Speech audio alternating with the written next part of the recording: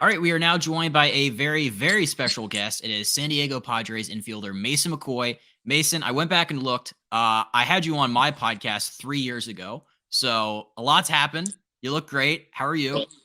I lost my hair, but other than that, I'm good. I got 2 kids now, so yeah, staying busy.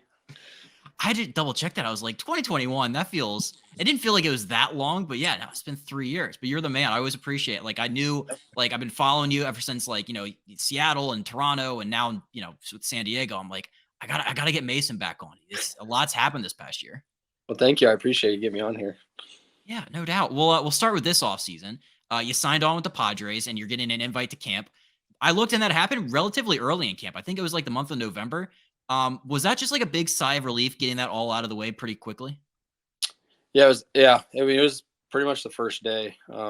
They called me, and it was kind of when a team I feel like shows you that, I guess, focus right out of the gate. It was just a big deal for me because you don't know. I mean, it was my first free agent year. I didn't know what to expect or what to. Some guys wait for months and nothing happens, and all of a sudden they get a couple calls. So I didn't know what to think. But once I got that call, and then we kind of started that little process with a couple other teams, it was a sigh of relief for sure to get that out of the way, especially for me and my family.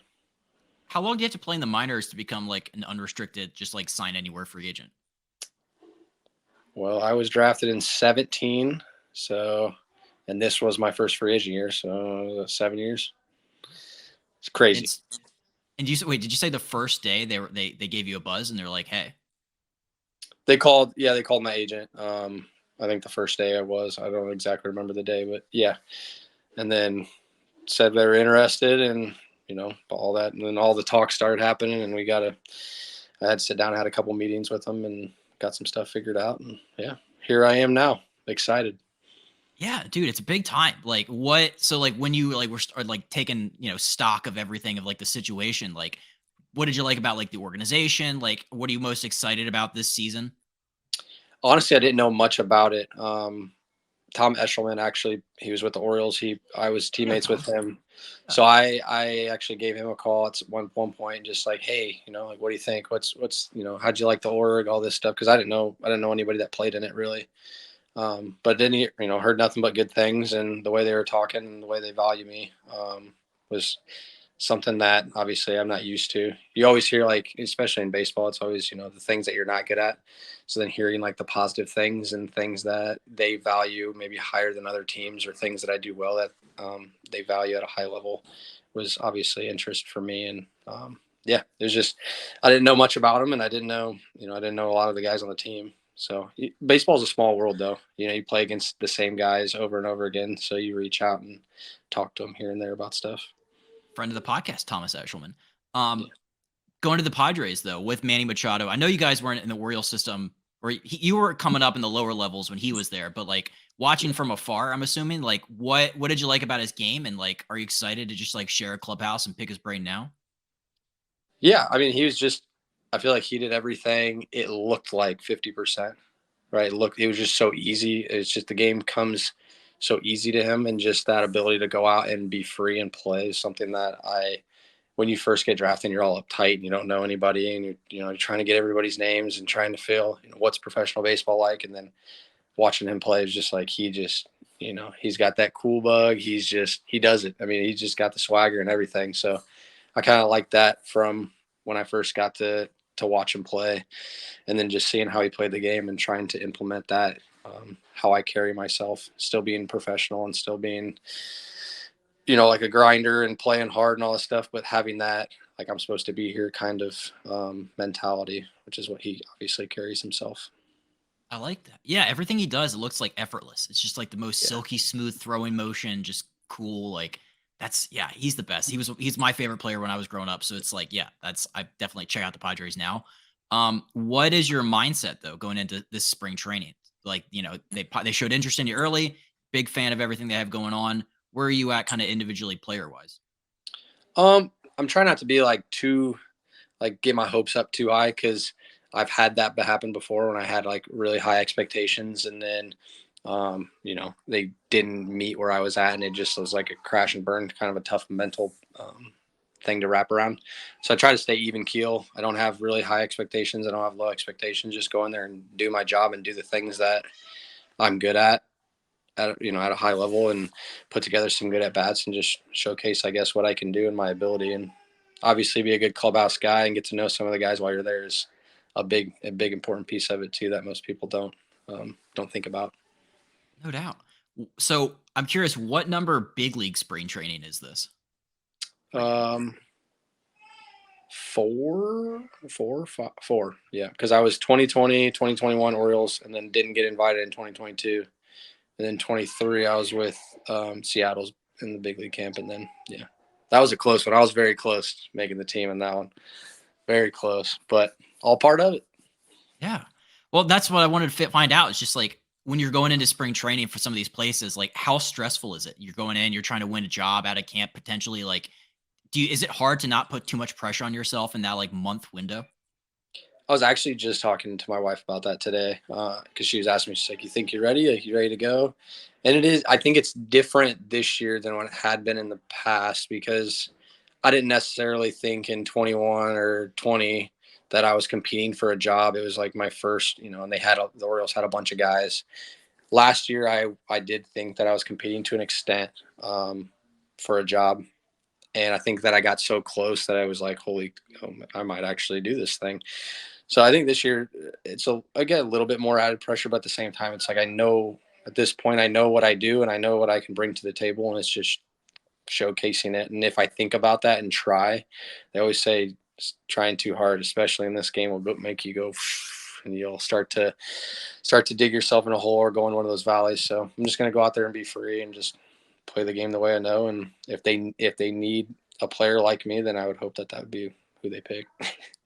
Yeah. I'm curious because like that there has to be like when you get spring training together, you get a bunch of guys, they're all trying to compete. Is there just like what's the buzz around spring training when you have so many guys fighting for like so limited number of spots? Is it like, is every at bat like live or die? Or like, do you see other guys like going through it? Like, is that kind of the vibe for some of these spring trainings and some of the things you've seen? Maybe for some guys, I don't know. I can't speak to everybody on that. I just know like in terms of myself, but I don't think anyone acts any differently. I think nobody's not talking to somebody because they're competing in the same spot or, whatever that means. There's no bad blood. No, we're out there playing the game, just enjoying it. Whatever's happened supposed to happen, and you just roll with the punches. I like that. It's such a unique thing, spring training. Like, it starts out with like I feel like the first couple like big league games of spring training, there's like hundreds of guys there, and they kind of get whittled. And the rosters get like slower and slower, slimmer and slimmer as they get closer. So you've done grapefruit and cactus league?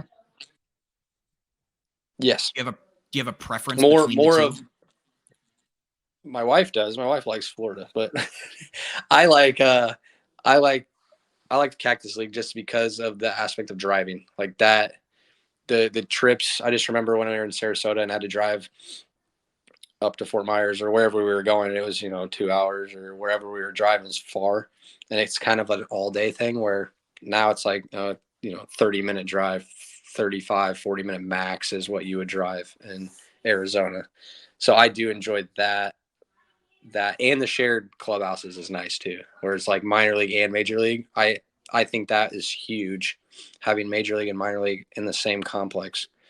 So you can get acclimated with all those guys. You get to see familiar faces. You get to coaches, the staff. You kind of just, you see face a lot. And I think that helps that transition from not being in minor league camp and then driving your car over. And it's like, oh, like I got to get, I'm not saying now, but when you were first drafted, it's like, oh crap, I got to figure out who all these people are. And I remember looking on my phone at all the coaches, trying to remember like everyone's names. So I knew. Yeah, that's I think the biggest thing is the shared complexes is big. We interrupt this episode to bring you a word from two apparel sponsors of this podcast. The first is Zero Negative. They are a brand out to inspire and empower individuals to find a positive message in everything they do, every time. They promote positivity and mindfulness in all of their products. Check them out at zeronegative.com. And last but not least, Few Will Hunt. It's one of my favorite brands out there. It's a great American company out of Philadelphia. out to restore the dignity of hard work. It is by far my favorite shirt to work out in. Check them out online at fewillhunt.com. Now back to the episode. I like that. Any fond memories from that? Like, what's your favorite like spring training memory? Like meeting somebody cool, like just a cool experience you had? Um, like like I said, my spring trainings, the lower levels was in Sarasota. I think the wildest thing, because this was my first one this last year in Arizona, was um, like obviously Julio is a big deal, but Ichiro was also there, like all spring training. So I didn't know, because in Florida it's different, but I didn't know that people could come into the complex kind of like where the fields are and like hang out and ask for autographs. There's like a little line stopping them. But like when we walk out of the field, like it's free game, which was different for me. And so like for me, it's not a big deal. Like I just go out there, not very many people know me or whatever. But for like Julio, when I walked out and I saw Julio, I'm like, holy cow, how is this guy gonna get his work done? These dudes are running around. There's hundreds of people like chasing him. He would fake one way and then run another way, and Ichiro would do the same thing, like get everybody to think he was coming out one door and then go out another door. But that was pretty cool. And just for a fan aspect, I think that's pretty awesome just to be up close and personal. And I mean, our bullpens, when I was with the Mariners, our bullpens were right next to the fence. So all the fans could go up to the fence and just watch all these bullpens. And I don't know, just having that would be cool, especially as kids just coming up and seeing these dudes, absolute guys up there throwing. Yeah, that's a great fan experience. What do you Yeah. think Ichiro, does he look like he could still play? I feel like guys look at him and he's still throwing 90 somehow. Yeah. I think he could still play. Just watching him run down balls in the outfield and hit balls and BP and do all these things. And throw. I mean, he plays long toss and still throws. I'm like, this guy could do it. He's a freak. Did any other teams bring in, like, I know they do like guest instructors where they'll have like former players or just like legends, I guess, come through. Did anything in any of your spring trainings happen like something like that? I don't think so. Yeah, I don't really think so. I'm sure they had some guest speakers or whatever, but I'm so bad with remembering the names and remembering like past players. I try my best. I do the immaculate grid now to try to like maintain that so I can remember things, but no, I'm not good at it. I don't really remember. We did a lot of fun things in the clubhouse, like from ping pong tournaments to playing instruments to whatever it may be, like news of the day, just a bunch of stuff like that. That kind of gets everybody, I guess, acclimated. That was one thing when I got called up that they made me do karaoke with the Blue Jays, and I was terrified, but I was very thankful that I was forced to do it because it made everybody like have that. Like it brought me everybody down to the same level, and there was just like a respect that was there that I got up there, and conversations just happened afterwards. What song did you sing? Back Then by Mike Jones. It is a rap song, old song. Oh, I panicked. I panicked out of the gate. I knew about it and forgot. And then I got on the bus and they told me to sing. And I was like, I have no idea. And I think I remember going up to Bo Bichette and I was like, I think I'm going to sing Party in the USA. He was like, oh, yeah. Someone's did that, but like, that'll be good. So then immediately I'm like, well, I'm not doing that. So I ended up doing that one. And I thought I was going to read it off my phone. Like the lyrics, no shot. They played the music and I just had to start doing it and I killed it. I did really, really good. And everybody was standing up. I got like a standing up and they were smacking me. It was good. It was a good time. that's fantastic. Also, Yeah. I think Bo Bichette was on like ESPN Sunday Night Baseball, and I feel like they made him do karaoke on there. I wouldn't be surprised. They're like, I heard you sing a little bit. Why don't you? Yeah, I think I'll have to go That back would and have find been that. that would be a little bit tougher for me to do than just on a bus full of my teammates. Yeah, you're doing Mike Jones in front of Carl Ravitch. I feel like that Yeah, might be no shot. no shot. Would not have gone over well. So we were talking about our guy Ryan Ripken earlier before we started. You play with him in 21 in Norfolk, friend of the pod, just the greatest dude ever. Are there any good Ryan? I texted him last night and he didn't respond. But is there any good Norfolk Ryan Ripken stories? The things I've heard about him are just like all-time guy. He always like gets the guys together, is like organizing like outings and stuff. Is that kind of like what that was like? Yeah. I mean, he's the man. He is unbelievable clubhouse guy, unbelievable person. I had him. We were teammates for every year I was there, 17, 18, 19, and 21. We were teammates. So I had him every year. Yeah, just an unbelievable. There's so many stories. His dance moves to him drinking tequila to, I mean, all of it. He does it all. I Yeah, there's a lot of stories. I don't know which ones he'd want me to share, which ones he doesn't. So I might not do any, but I do. Okay, I'll do this one. He used to pound food. I'm sure he still does, but he used to eat like an a nauseating amount of food. And I remember one time we went to, and it was all healthy. It was all good for you. I mean, most of Oh, it.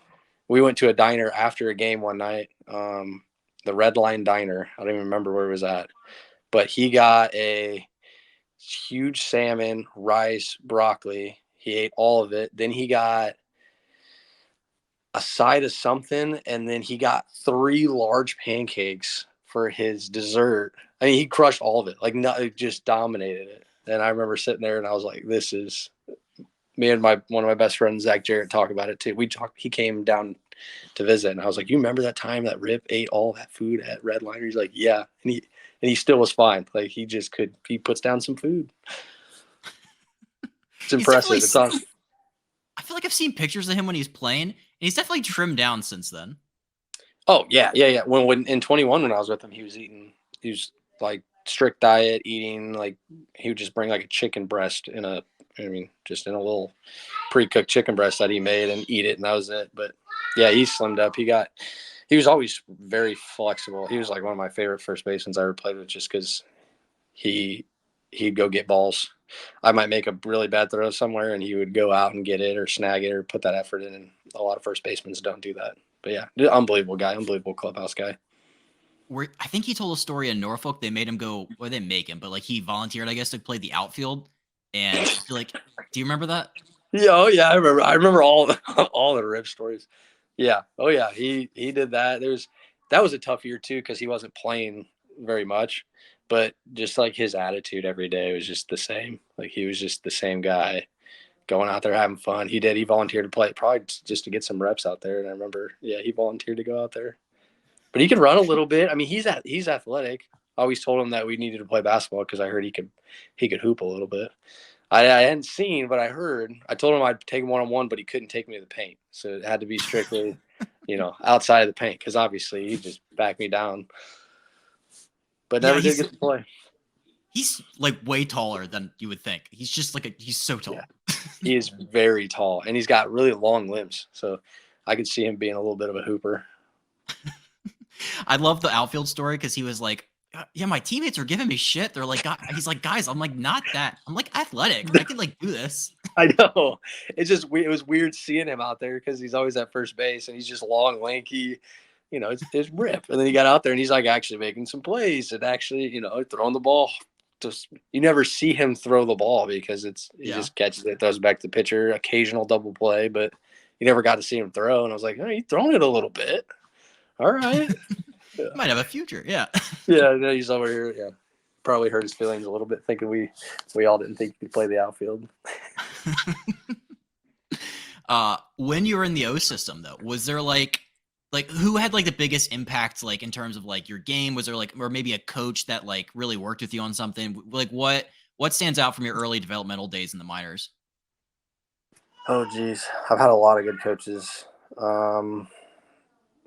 I think he's still there, Ramon Sambo. He's like my grandpa. I mean, he got my son a little gift, a little necklace. I think he was a guy who kind of helped me on in baseball, but also like that it's not the only thing in life type of deal. Kind of outside of baseball too, more of my development in that aspect of life. I still talk to him today. I mean, he was a big impact for me. I think obviously Buck was a big one. I had him in 19, and I had him in 21 too. And he would get on me when I needed to be getting on. And I remember wasn't very good at backhands for the first half of my career. And I remember one time telling me like, just field every ball backhand in practice, like every single ball. And he would come over there and just like work with me when I was at shortstop in 2019, when I got moved up to Double-A. And yeah, he was another big one for me. Just good. There's good people there, really good. But then obviously they started to kind of get rid of the guys that were there. It's like those are the two guys I know they're still there, which would make sense because they're two very, very good coaches. But those are two of the probably the biggest impacts that I had with those. How long does it take to get comfortable with like the pro ball lifestyle, even from just like a personal standpoint? Because like you came from like a big D1 program in Iowa, so like maybe you were exposed to some of this kind of stuff, but like what was the adjustment period like when you first got drafted, first got thrown into the minors? Like was that hard initially?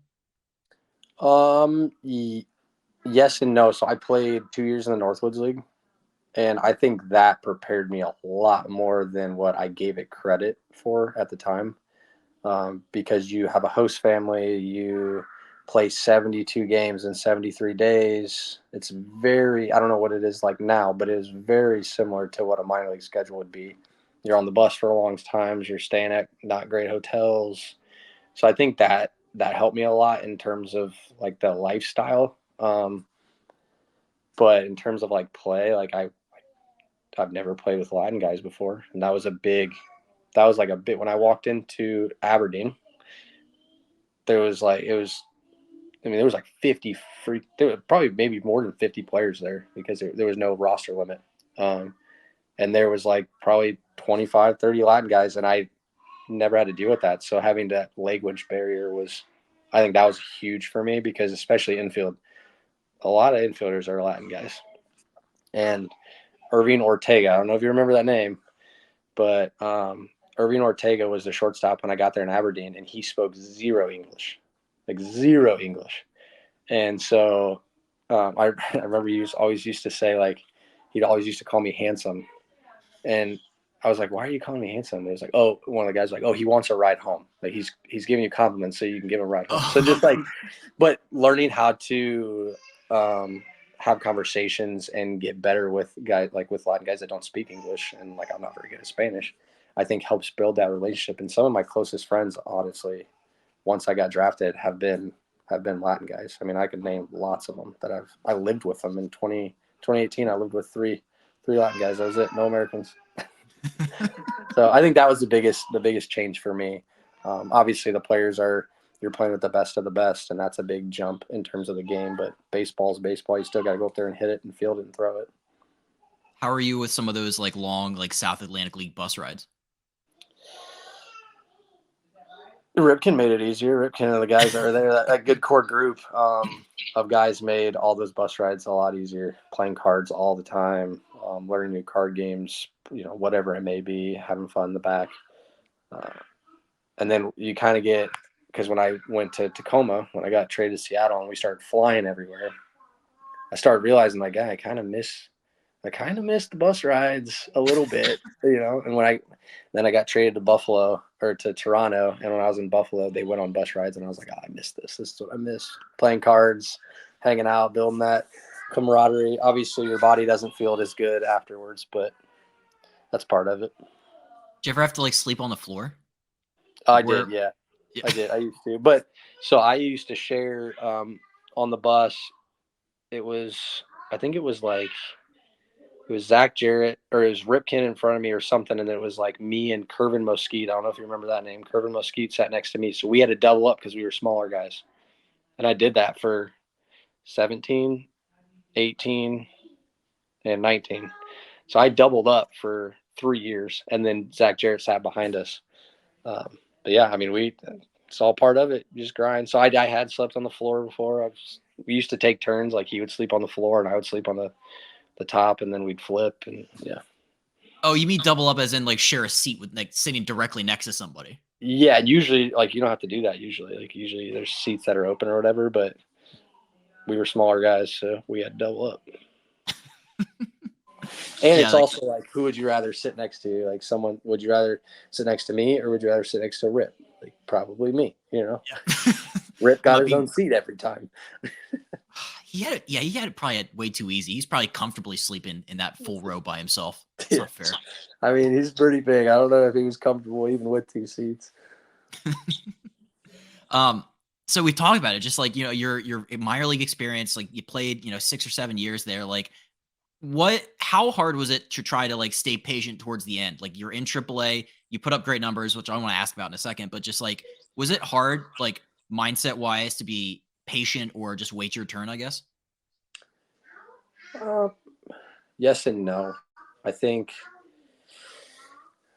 I think with everyone, everyone knows that they can be better than whatever they're showing. So it's like you might have um, like you might like the year that I put up crazy numbers in Tacoma. Like I know that I could play better than that. Like there was a lot of at bats that I gave away. So there's always going to be that, oh, I could have done this or whatever it may have been. But I think that's all part of it, and just not trying to waste too much time thinking about it, because then you think about it and then you start going down the rabbit hole. And that kind of what happened this year with me at the beginning of the season, with Seattle, after I thought, like I thought I was going to make the team, and I won't get into all that, but I wasn't the next guy up, and then someone else went up, and then it was kind of a, like, mentally I was just pissed off and probably upset and frustrated. But instead of being able to just let that go and be like, you know what, it's going to happen when it's going to happen, and whenever that is, I'll be ready to do it. I didn't let it go, and I let it eat at me. And that's when, like, things started to get worse and worse and worse, and you start pressing and trying too hard, and then the games begins to get a lot harder than it already is. So I think that's something that, yeah, that kind of made me not second. I don't want to say second guess, because it's not second guessing, but made me more mad than what I should have been. Um, and then I remember talking when I was sitting down. We were sitting in Buffalo. I remember the night that I got the call. I was just sitting in Buffalo, and we were on.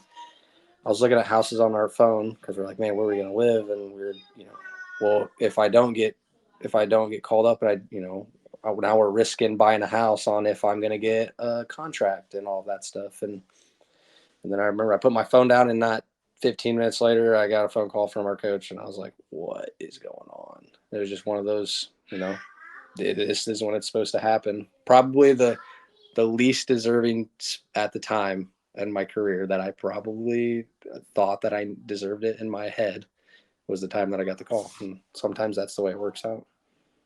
Yeah, no doubt. Yeah, I wanted to ask about that too. It's just like, so when you got the call to go up to Toronto, was it far enough in advance that you could plan having like, your family, like friends, like was it one of those, or was it kind of like a rushed, like just get your ass there, figure it out later kind of thing? Um, I don't necessarily think it was rushed, but like it was also in Canada, so like my family didn't have passports. Nobody was prepared for that. And then even when you apply for a passport, it still doesn't come for, it takes a while.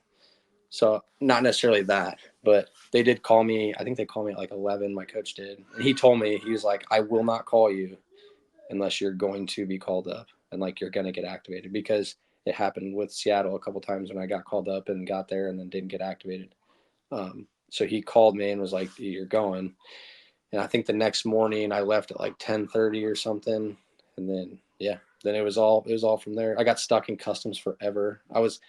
We talk about like when it's meant to be, it's meant to be type of deal. And I was in customs waiting to get like my visa, work visa. Computer shut down. And I was like, I called my dad. I was like, if I don't get to go because of this, like this, I'm done. I was like, I'm not doing this. But no, it all worked out. So yeah, maybe not necessarily rushed, because I didn't play that day.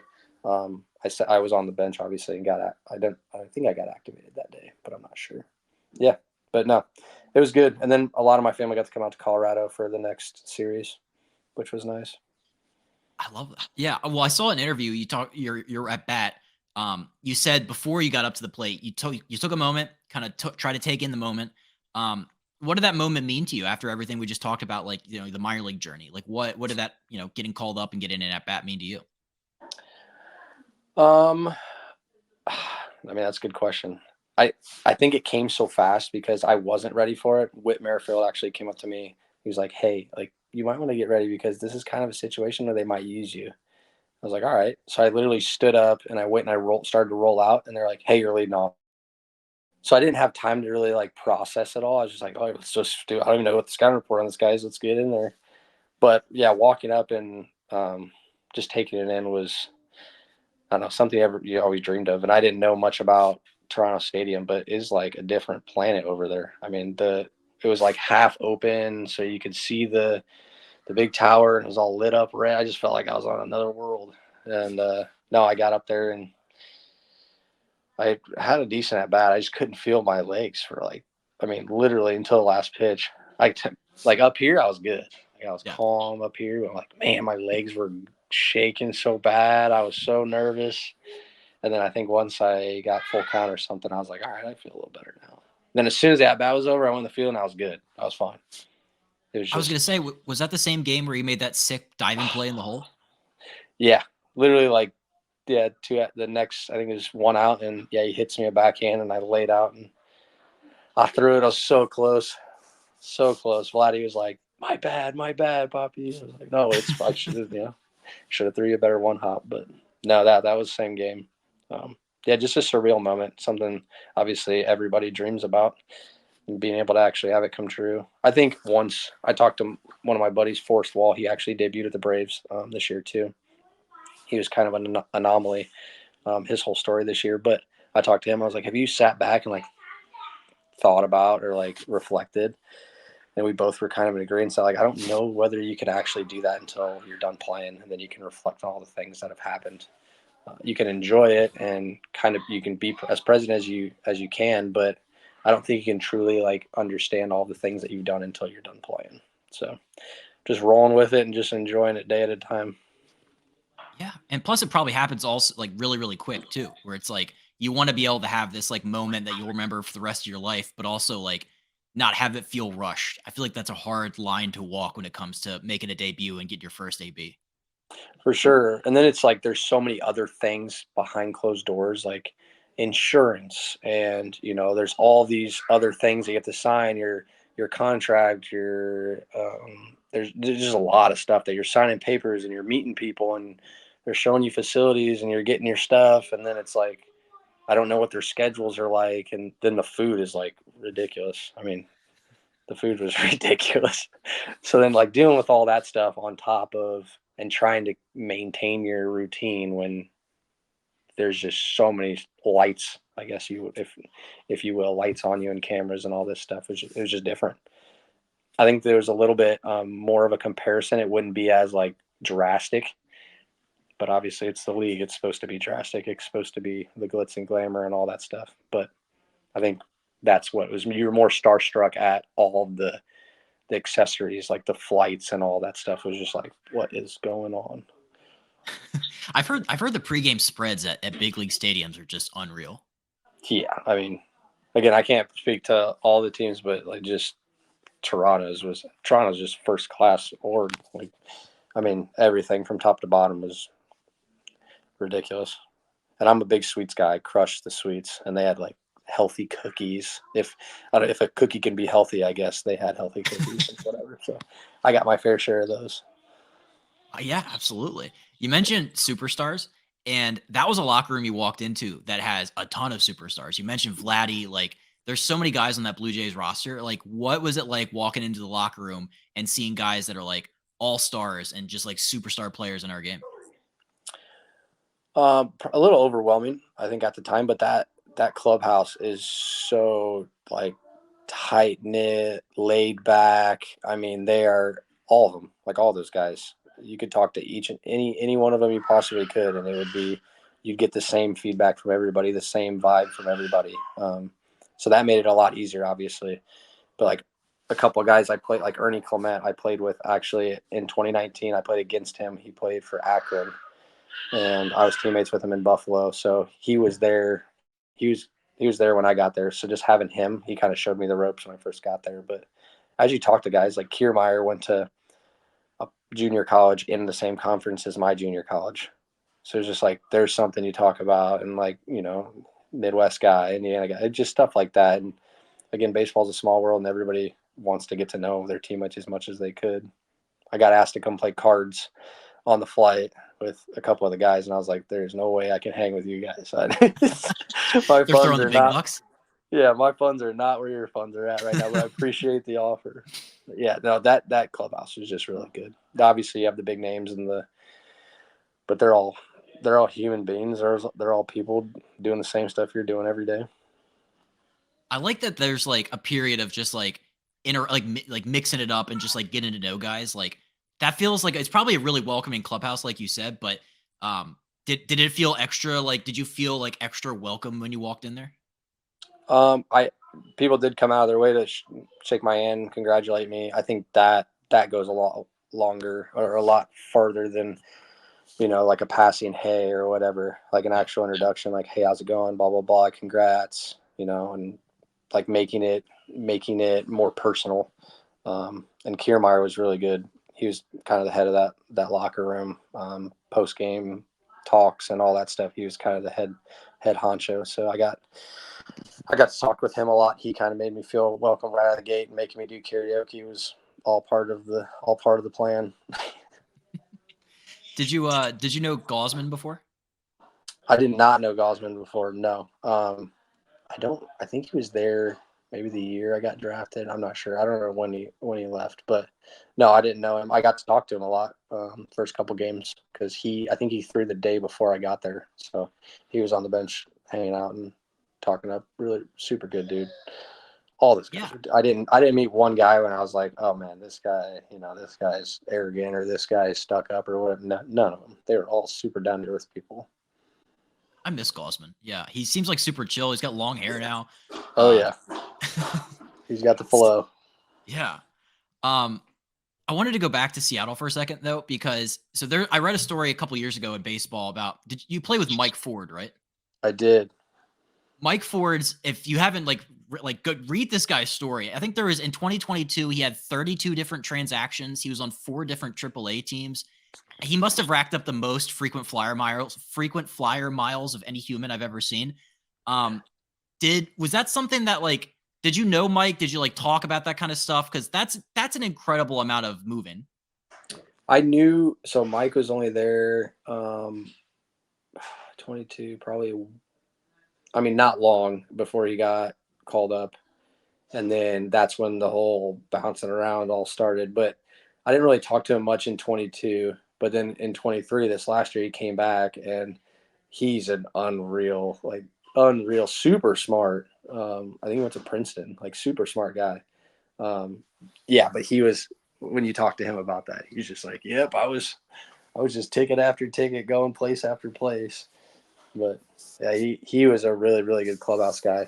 And I didn't really get to talk to him much in 22, but Kevin Padlow actually was he kind of went similar. He went from, Seattle to the Angels to the Pirates to the Giants at one point we played him.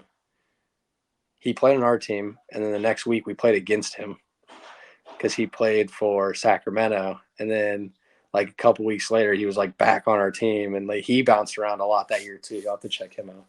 But yeah, I got to know Kevin a little bit more than I got to know Mike that first year. Yeah, that's insane. Yeah, I know, and it can happen that quick. It's crazy. How, as a player, and also probably just as a human, how do you think you're supposed to handle all of that? Do you think that would be tough from the perspective of just the uncertainty, and also just you have to have all your shit packed up in a suitcase at a moment's notice, I feel like too. Yeah, there's no way I would be able to do it with kids. That's for sure. I'd probably just send them home. Even just getting traded at the deadline for me, I was like, this is overwhelming as is. I can't imagine when, you get to a place, and then, you clear waiver, you get DFA'd, you get claimed by another team, you're there for a week, and then they DFA you, and then you're waiting, and then someone claimed you, and then you go somewhere else. I mean, I think that would just be a mental, just mind-boggling experience in general, and just trying to stay focused on I'm still playing baseball, because you can't do anything for those days. When I got DFA'd from Toronto, that's you just had to sit in your room. You couldn't do nothing. I mean, you can go home, but Yeah.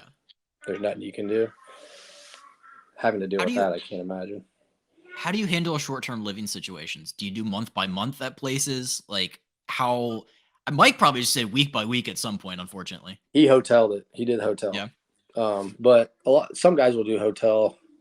It's just tough. I have a wife and 2 children, so we we'll probably get a house. I would assume we'd rent, and then you kind of hopefully get the people you rent through. Hopefully they're kind of nice enough to be like, yeah, we'll do month to month. And, if something were to happen, don't worry about it, type of deal. And that's kind of what happened when I was in Tacoma. I had a place, and when I got traded, I was like, I still got 3 months left 2 months left on this lease, and she she'd cancel the lease and, help work with me there. And, we're all human beings too. And you like to think that they would be human beings and understand the situation and not be stuck on the money grab. But I do know a lot of people will just do hotels. That's something I think we'll have to. I think if stuff starts to get chaotic with me at some point this year, like they'll just come home and then I'll deal with it by myself if I'm bouncing around or whatever it may be. But it is tough. It's a little easier by yourself, but with kids and the family, it's even with a wife, it's a little more difficult. I can't imagine. Yeah, living out of a hotel, like that's. I think Brian O'Grady did that. I think because he was back and forth between El Paso and San Diego in 21. I think he was just like, yeah, I lived out of like a extended stay, whatever. That doesn't get talked about enough with like fans and stuff. But yeah, like the personal, like some of the logistical aspects of playing this game are insane. No, they're ridiculous. And then that's like people think that all you do is you get up, go to the field and hit and play baseball. And it's like, well, there's other things that go on behind closed doors that can affect that game. Yeah. Like I'm not making excuses, but like when I got to Buffalo, like I didn't play good at all. No, I'm not saying that I could have done a lot better. I could have played better, but it's like I also just went across the country with my family. They didn't have a car for 2 weeks, and I was gone for 2 weeks. I got there on like a Saturday, and then we went on a bus ride for a 2-week road trip, and I had to go walk to get a rental car for my wife to drive around with the kids in an apartment in a place she's never been without her stuff because all of her stuff was getting shipped in her car. So it's like stuff like that weighs a toll on you. I'm leaving my a wife with a rental car and 2 kids in a place they've never been, a place I've never been. You're telling me that's not going to be in the back of your head? Everybody's going to be thinking about that, So it's stuff like that, all the stuff that goes behind closed doors, deaths, people that pass away, to there's just a lot of extra stuff that goes on that has a direct correlation, a direct effect to playing. Yeah. Yeah, it's just like, you got to paint the full picture. There's a lot of stuff that goes unnoticed. Yep. I think that's good. I had a question because I saw you had a career home run year in Tacoma, and I was reading that league, the Pacific Coast League. So somebody said it was like hitter friendly and like home run hitter friendly. I'm curious, what does that actually mean? Like, what was it about it playing in that league that you're like, I'm a 20 homer guy now? People think it's the whole league, but like it's not. Like Sacramento is a graveyard. There's lots of places that are a graveyard. People said Salt Lake City was supposed to be a launching pad, and it played pretty true every time we played there. But the places that they do fly are Albuquerque. Go figure. Your high elevation ball flies there. Not a great place to pitch. But then El Paso, same way. El Paso ball flies. Kind of a short porch to right. Tacoma is down the lines, but that's every ballpark. And the wind every once in a while will kind of push to right center, so you can get up and into one to right center. But it's not like crazy unheard of. At this point, I think I played at all the AAA stadiums pretty much, and I know for a fact that there's some in International League that are pretty hitter friendly parks. Worcester or whatever, I don't know how to say it. Their field's pretty hitter friendly to right field. They got a monster, but Lehigh Valley, very hitter friendly park. So I think it's just park to park, but yeah, I think it's more than just like the whole league. Like Las Vegas, I can't forget Vegas. Vegas was a joke. That field could have been 500 feet and people would still hit 20 homers. I mean, the ball just something about it. Ball just went. I don't know if the wind was something. There was always a lot of home runs there. But yeah, I think it's field by field, just like every place. Oklahoma City's in there, and that place is a tough place to hit too. It must suck to be a pitcher in the Pacific League. Oh yeah, well, especially yeah. Well, you're trying to. It's just like what suck is like if you're because the rotation will switch every week, and maybe the time you throw 2 times in the week is the time you go to Albuquerque, or like then it's like oof, this could kill my my year if I have 2. Yeah, if I have 2 bad outings, this could kill my year. That's where it's tough, but I think all that is also factored into play. Like if you hit 300 in Las Vegas, I think that it's like, okay, well, you hit 300 in Vegas. What does that, what does that equivalent to in other places? 'Cause it's all part of it. But again, it's like everything. You go to Colorado, you go play the Rockies, and it's like, you tell me that's not a good place to hit? Yeah. There's definitely hitter-friendly parks, and there's definitely parks that aren't as hitter-friendly. We interrupt this episode to bring you a word from the official sponsor of Not For Long Media and the Breaking Bats podcast, the original Fudge Kitchen. It is a staple of the Jersey Shore with 6 locations in Cape May, Wildwood, North Wildwood, Stone Harbor, and Ocean City. The original Fudge Kitchen makes all of their fudge in store, guaranteeing a delicious product, so stop by and let them know that Not For Long Media and Breaking Bats sent you. Check them out online at fudgekitchens.com as they are shipping fudge and sweet treats all across the country. Now back to the episode. How great was it being a 20 homer, 20 steal guy, though? Pretty crazy. Yeah. I got on and I didn't think it was feasible for a while, and then I just got hot, and I was just like, they say you go unconscious. I was just kind of unconscious. I need to get back to that unconscious level. But no, that was pretty cool. Something that I think I was the first guy in Tacoma or something to get it, so they made a big deal about it, and it was pretty awesome. That's a big part of your game. You're 90 for 106 in stolen bases. That probably might not be accurate. But you're fast as hell, dude. Like, how much pride do you take in your base running ability? That's so cool. I do. I take a lot of pride in it. I work at it. The Forrest Wall, the guy I talked about, he steals a ton of bags. You'll have to look up his stolen bases. I mean, he was at like 44 for 46 at the halfway mark this year. I mean, he swiped so many bags, but he was a guy that I kind of learned off of, and he told me about like my leads and all that stuff. I do take pride in it. The hardest part is just getting to first base, though. Getting to first base is hard. But I do like it. I do like running. I think that's part of the game that's kind of become a lost art. Moving around, smart base runners, doing stuff like that. So I kind of take pride in that, and getting on base and even getting good jumps. I think it gets slept on. I am at first base. I get a good secondary, and you hit a ball in the gap, and all of a sudden I can score on it. Or instead of you hit a long single, and I'm on third base. Now I score, and you just got an RBI when I was on first base. Stuff like that I think goes unnoticed. That I think needs to. It's all about scoring runs, and that's how you start to score runs. I feel like with all the analytics they have now, there should definitely be a stat that like taking the extra base or going first to third or like turning a single into a double. Like, I feel like you're right. That doesn't there's no official stat for that, but like if there was, like, would you say you're a pretty high clip of that? Maybe. I mean, I play hard, so you'd think that guys that maybe played hard and always try to take that extra base, they would be better on that. I'm sure there's some sort of statistic or analytic out there that shows it. I know there are for the leads, because I was told something about my leads too. How far you are off your base compared to the league average and all that stuff. But no, it would be cool. It would be cool to see who would be top of the MLB at all that stuff, because I bet you they score a lot of runs, and I bet you they're pretty high IQ players that are doing those things. Do you know your sprint speed? No, not a chance. No idea. Huh? How come they don't do that in the minors like they do? Like, there's no like stat cast for how fast you guys are down there?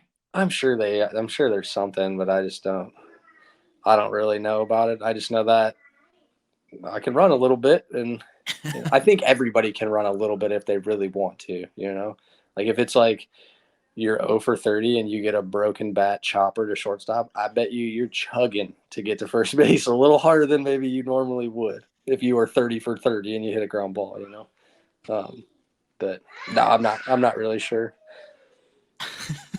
Yeah, that's hilarious to think about. Yeah, if you need a hit, you'll run faster than you ever have, probably. Oh my! And you'll be begging for it if it's a bang bang play. You're gonna be like, please, please, give me this knock.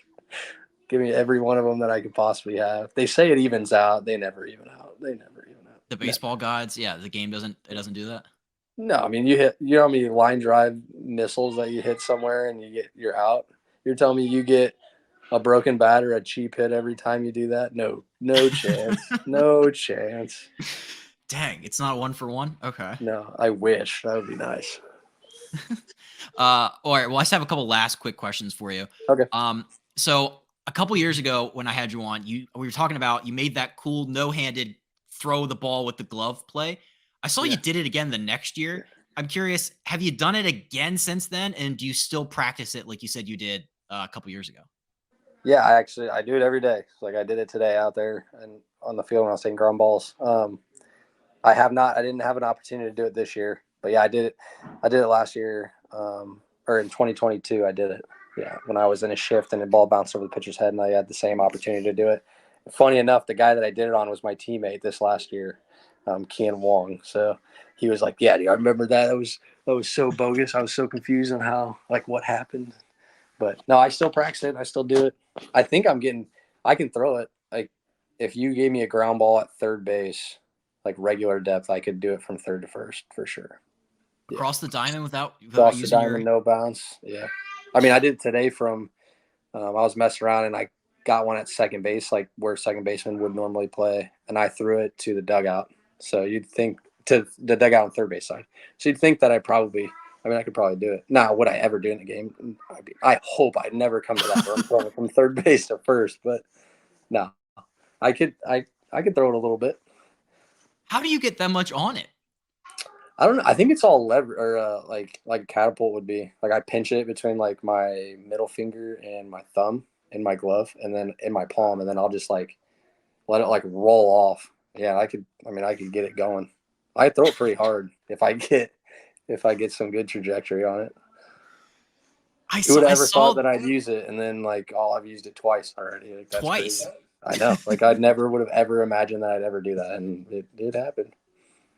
Hey, you know what? This is the year. We're gonna see it again. Yeah, I hope so. Hopefully.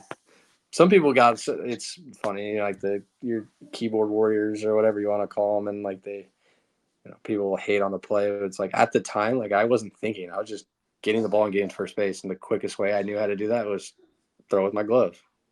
That's the quickest way I could have thought, and I obviously had trust in it because I wouldn't have done it. I probably would have looked like an idiot if I messed it up, but that wasn't even in my head. It just like dribbles out of the front. Doesn't Yeah, even go very far.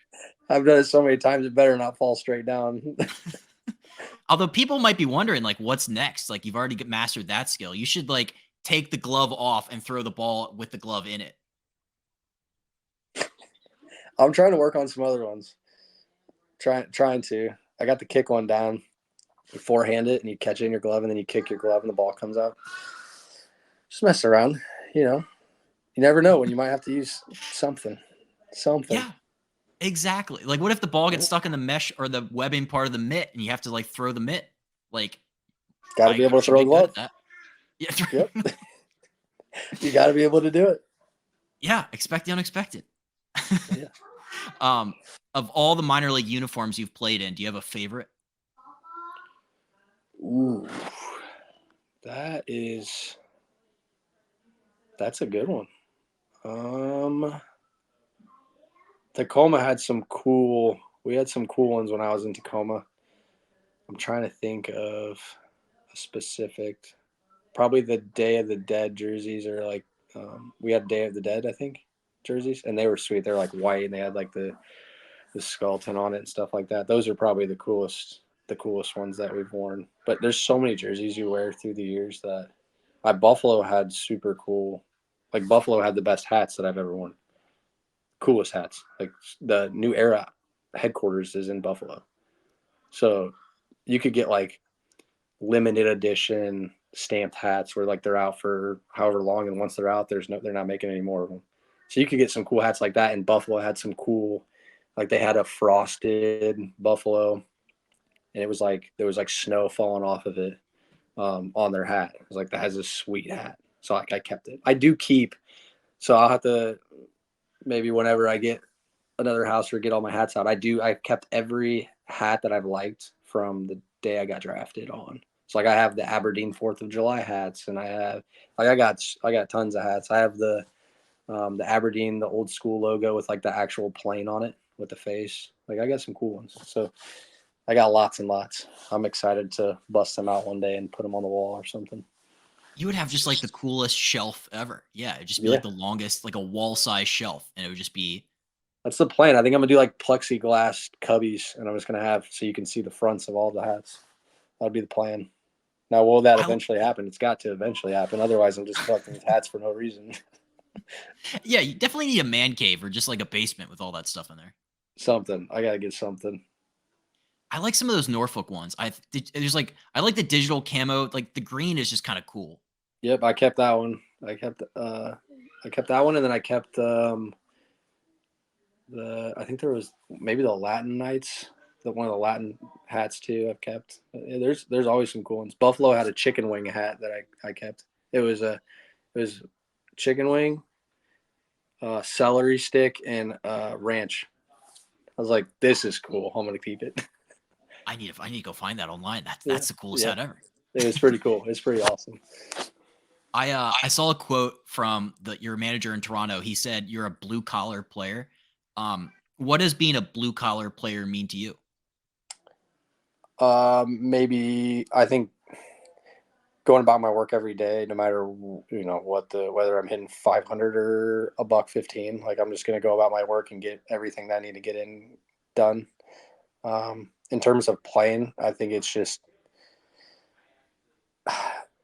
I don't like to use the word grinder all the time, but I think it's more or less being a grinder, doing the stuff that maybe like we talked about earlier, taking that extra base, stretching a single into a double, um, laying out on a ball when a runner's on second base with one out, laying out on a ball just to knock it down so the run doesn't score, or two outs or whatever. You know what I mean? Stuff like that. I think those are the things that in a game of analytics now and all this information, the things that kind of go unnoticed are those type Little of things. things. And I think, yeah, blue collar would be another way of saying grinder, a dirty worker, a guy that, no matter what the case may be, he's going to get the job done or give it, his best effort.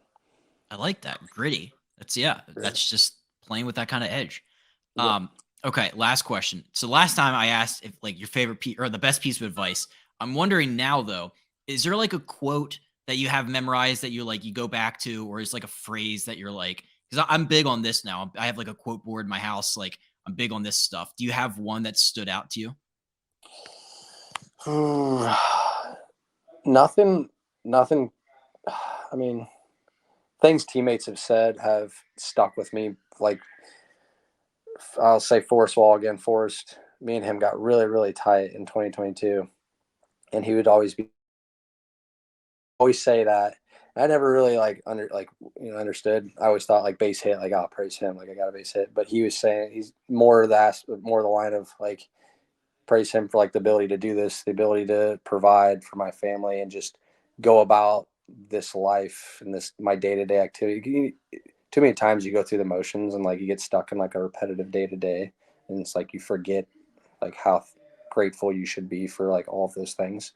And that was something that kind of going through I don't want to say I went through the motions, but like you get stuck in the everyday of baseball and it's every single day, the same thing every single day. And just him saying that every day was like me being able to like take a second and say, wait a second, like be grateful for this, enjoy this, enjoy what you're doing, enjoy the little things and like the crappy food that you're getting in AAA. Like, yeah, that sucks, but like just embrace it. Like, be grateful that there's food there. Just stuff like that.